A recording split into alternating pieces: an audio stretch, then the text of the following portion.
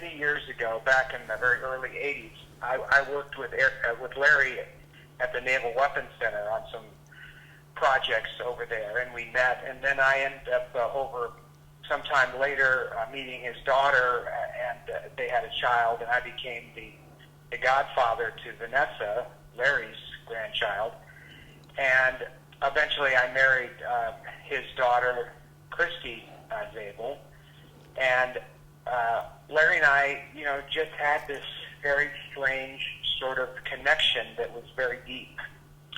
And, he became a very significant part of our family, and my mother always loved Larry. She used to say, that's my kind of guy. I would like, why can't I get a guy like that? And, he was just an amazing guy, Larry. And there were things about them that were magical, both of them, and that's why it was an interesting mix. And as creative and as fantastic as Debbie is, Larry also had this amazing creativity in him. But as a person, he connected to people like Debbie connected to people. Not as many people, but he had that gift to connect with people. And Debbie recognized it and loved it. And they did this many years ago when we were doing the hotel and casino, Debbie's Hotel in Las Vegas in 1994. Larry painted a beautiful painting from How the West Is Won, a scene from How the West Is Won that had Gregory Peck, my mother, and Thelma Ritter in it, and he called it Attack on the Wagon Train.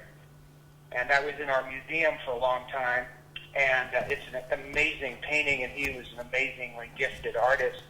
And he captured that moment and went to the hotel, and they did a joint print on it where Debbie and Larry both signed the prints together. It's sort of an unusual way to duplicate, or it's not necessarily normal that you go beyond the artist signing these prints. And their relationship just deepened over the years. She came to Montana a couple of times, and we did some very magical things up there, and she loved the high country. My mom, of course, loved Colorado because of Molly Brown and How the West Won, but she had a grand love for the West, and Larry was the West, and captured the West, and embodied the West. And we saw that in his work, and she gravitated towards it. And when she would visit, one time she came to visit the house, and Larry would always give up his master bedroom for her, like any gentleman.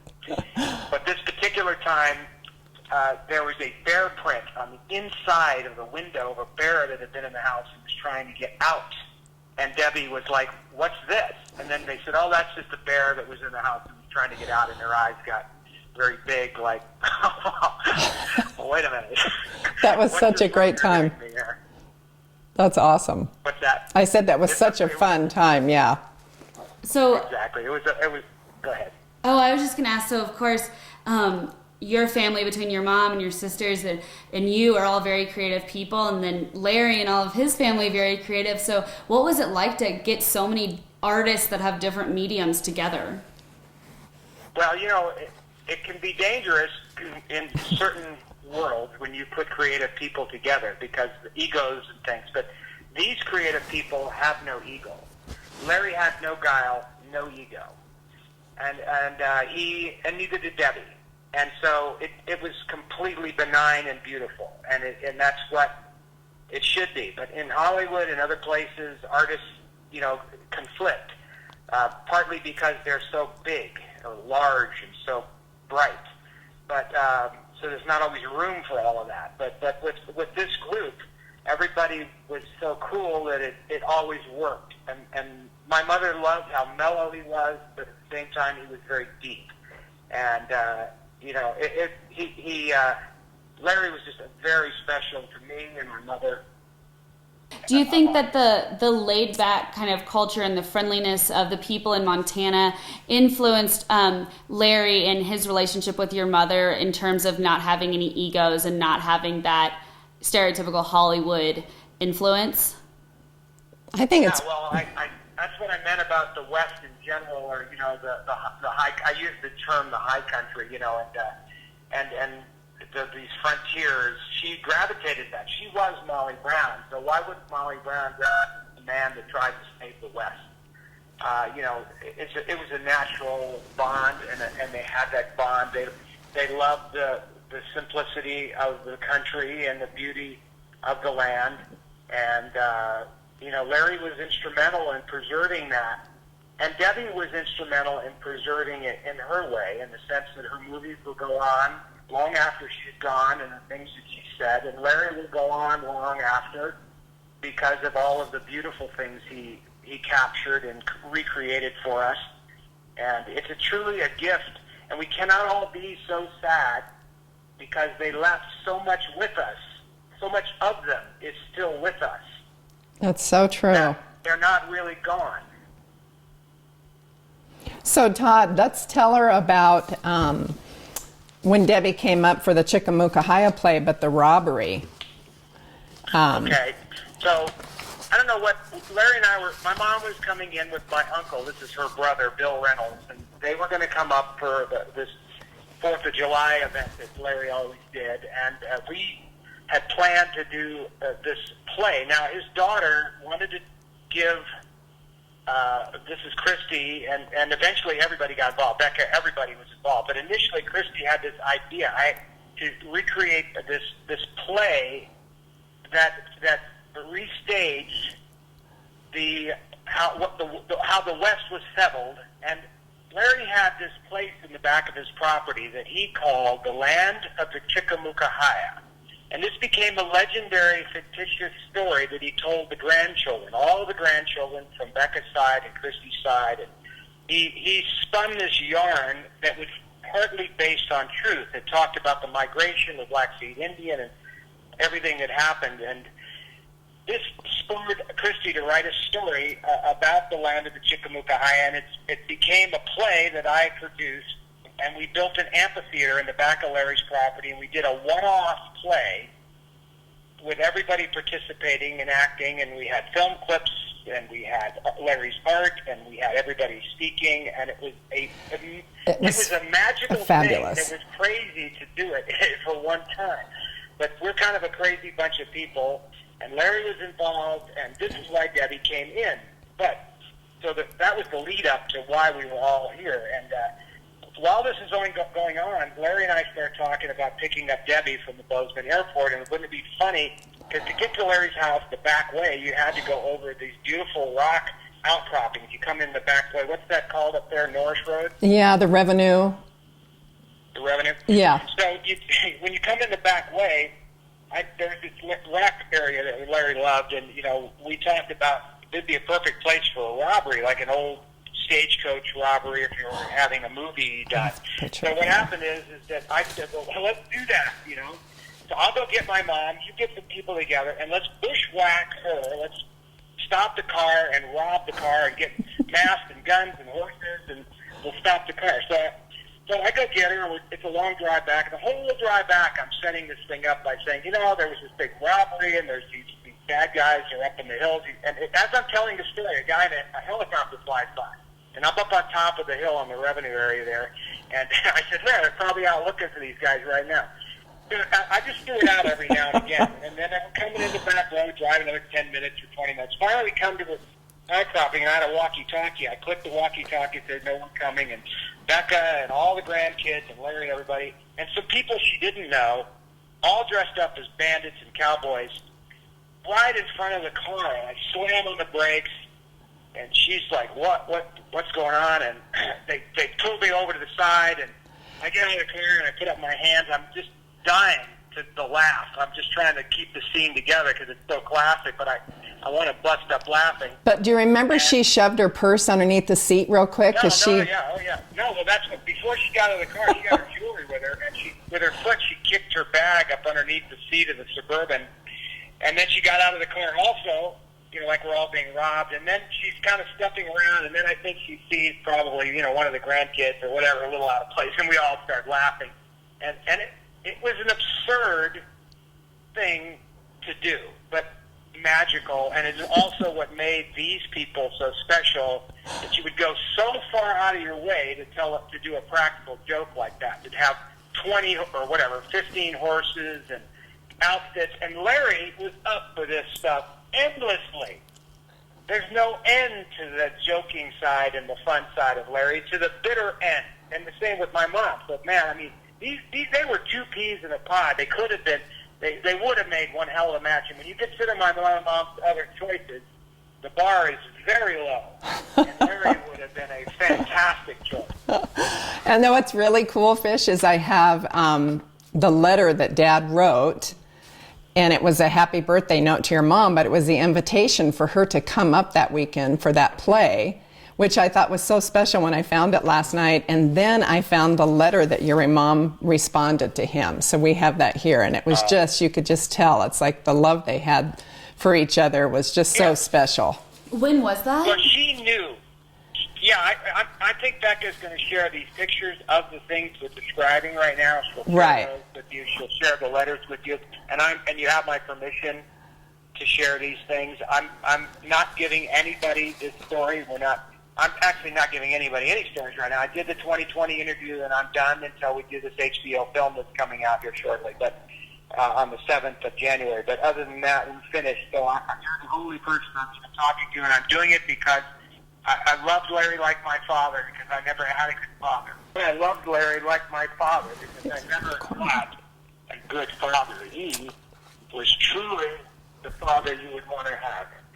Oh. Wow. And I have to ask both of you, really, as you're telling these stories, I basically have forgotten that we're talking about this, Hollywood royalty, basically. They're just normal people. And can you talk about what it was like, Becca, for your family and this family that, everybody knew about, to be together? Because it sounds like it was an even playing field. There were no egos or... There weren't. I mean, it was just... We would go to Todd and Christie's, for Thanksgiving and different events. And Debbie and Carrie both, at times when we were all together, it was just so normal. I remember sitting around the table and Debbie would tell my kids stories, and my little boys were just locked on eyes with her. And with Billy, there was a time when we were all there and Carrie was there, and Lane and Logan and Carrie were running around and driving the little green gator all over the place. I mean, it was just a normal family. There was no difference for us. Well, that's kind of why I wanted to do this, because I know Larry would like it, and I know my mother would like it. And it's hard for me, but I wanted to do this. I want you to do a good job with this.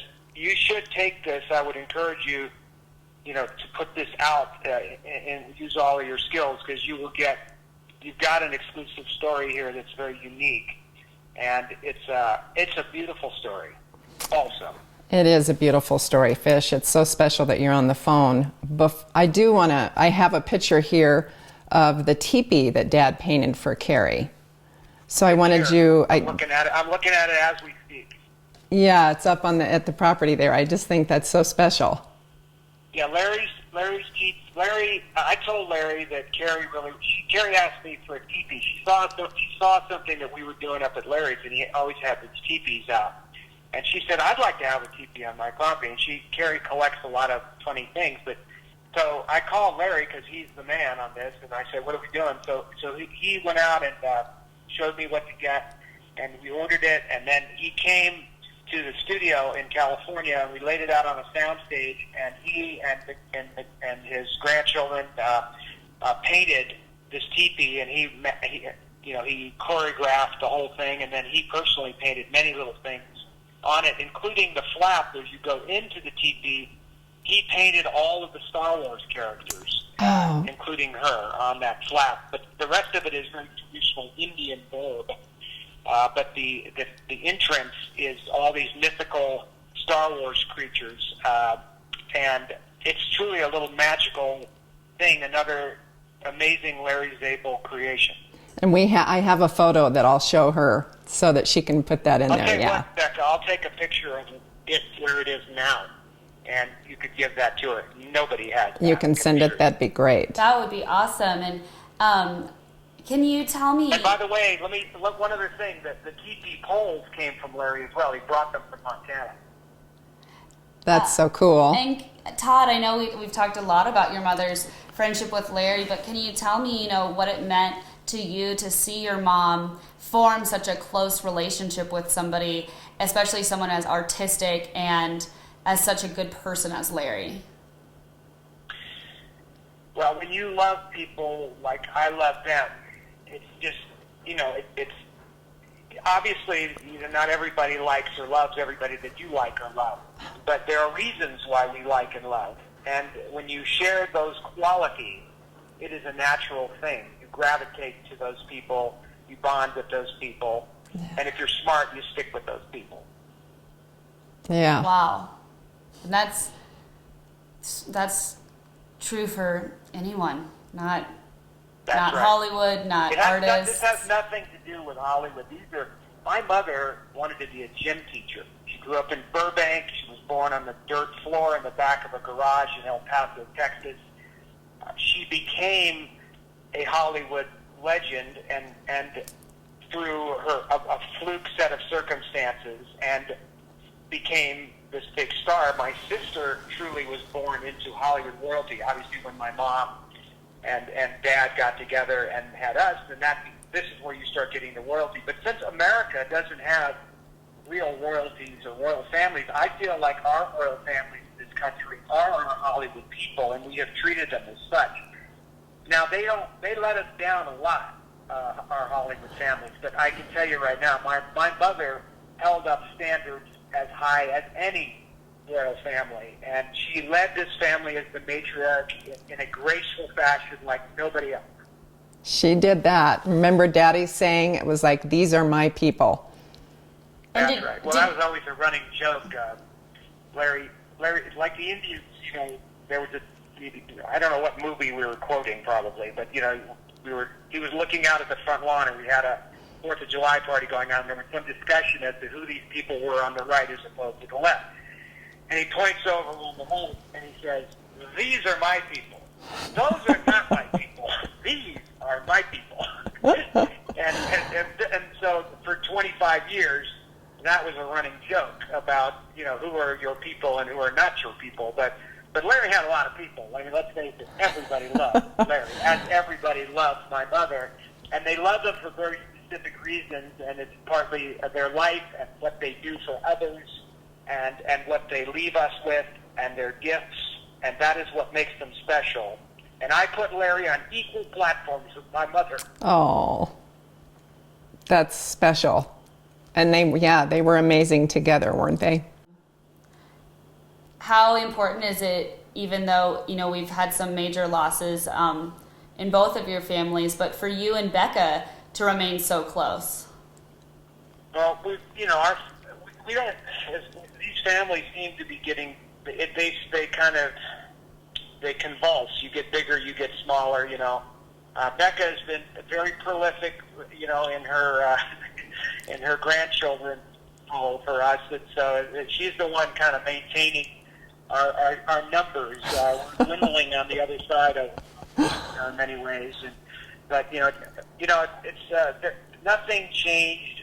When her sister left, it did nothing really. I mean, we suffered a great loss there, but nothing changed in terms of family. It just then became a more extended family. It did, but not only that. I mean, for us, and I know for my children, when Dad left us, you became that for my boys. Yeah, well, she has fantastic children, I will tell you right now, and I'm not going to take credit for that. That's, I have little to do with it, but I tell you that Larry has lots to do with it, and Becca obviously has the most to do with it, and it's my mother's greatest accomplishment, by the way, would not be what everybody thinks. She would have told you her greatest accomplishment was her children. So take note of that, people that are worried about not having these big careers or big things, because it's that in the end that's what's important. It is, but you definitely are the pillar of our family for sure, Todd.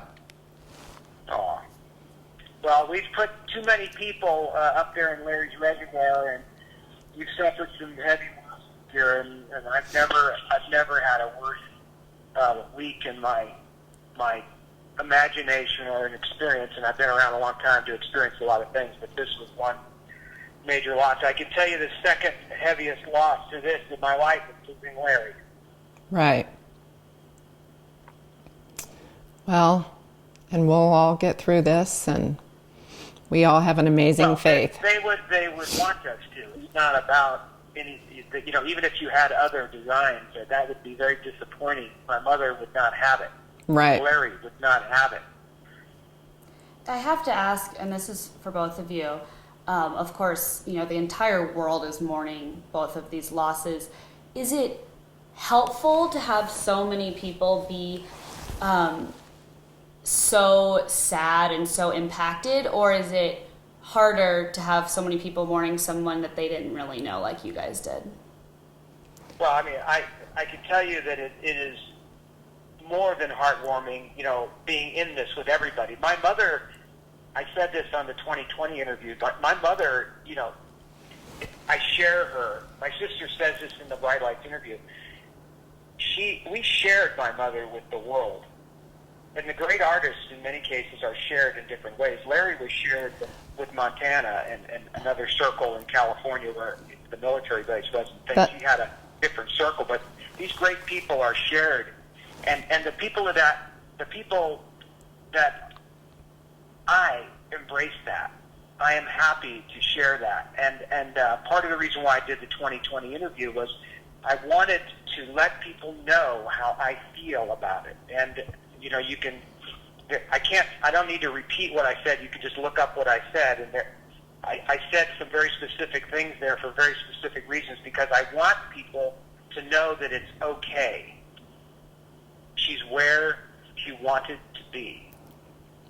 And it's okay. It's hurtful. It's heartbreaking, but it's beautiful. We're not, there's no way that you could ever replace these people, and we don't have to because we have all these memories and we have them with everybody. Everybody has these amazing memories of these people. Larry's no small change. He touched a lot of people. Obviously, my mother touched millions of people, and they feel connected to her very deeply, as obviously I do. But I feel it with everybody. I feel your pain, and I'm telling you it's okay.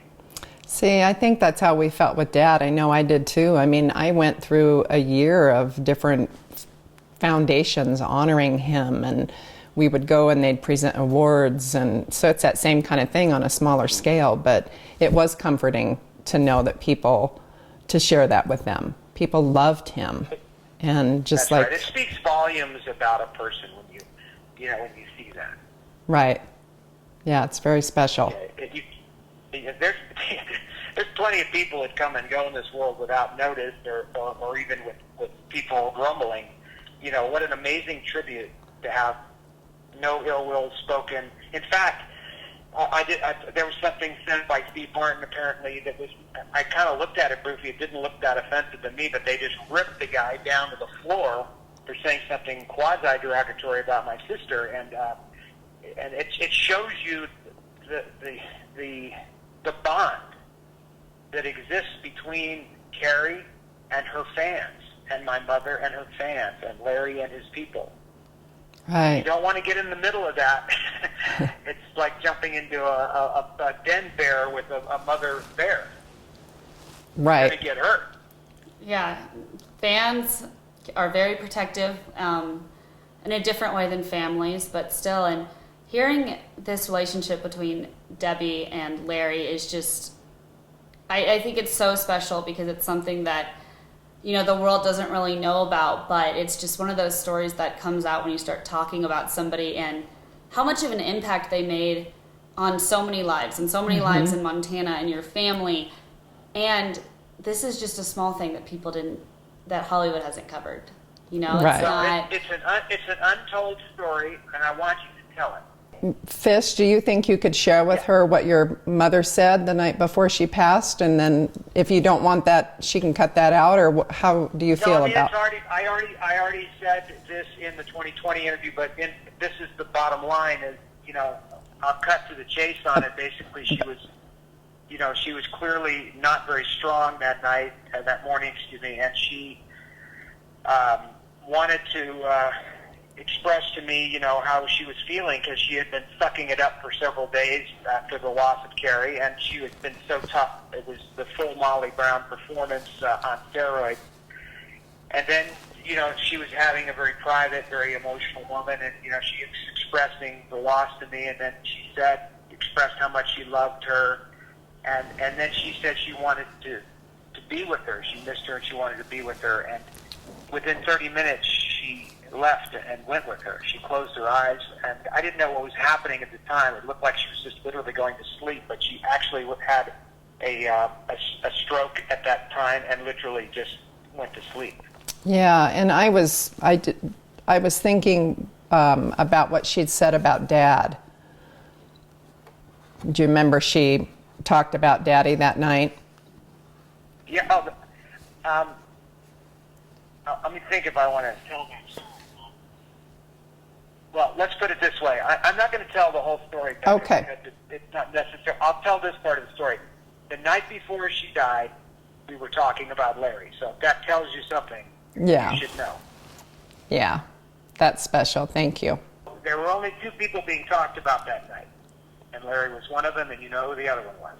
When Debbie was right there for me when my sister passed and helped me make potato salad, remember? In fact, that's who was at the house. She came and just jumped right in. Yeah.